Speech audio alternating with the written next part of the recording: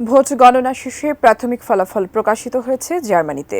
জার্মানির সাধারণ নির্বাচনে জয়লাভ করেছেন বিরোধী নেতা ফ্রিডরিখ মেয়ার্সের রক্ষণশীল ক্রিশ্চিয়ান ডেমোক্রেটিক ইউনিয়ন। বুথ ফেরত জরিপ বলছে তারা পেয়েছে 28.6% ভোট। জার্মানি থেকে বিস্তারিত জানাচ্ছেন বিশেষ প্রতিনিধি ইমরান হোসেন সুমন।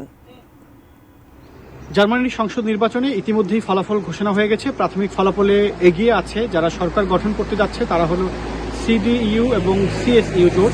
তারা ইতিমধ্যেই প্রায় 30% ভোটের কিছুটা কম পেয়েছেন।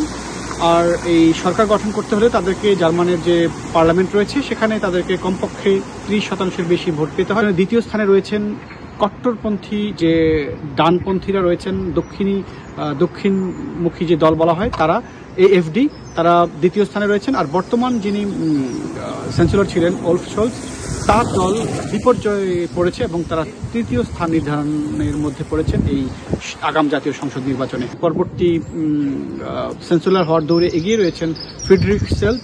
তার জন্য যেটি সবচেয়ে বেশি চ্যালেঞ্জ হয়ে দাঁড়াবে সেটি হলো বিভক্তির মধ্যে থাকা জার্মান নাগরিকদেরকে ঐক্যবদ্ধভাবে এক কাতারে নিয়ে আসারই তার জন্য চ্যালেঞ্জ।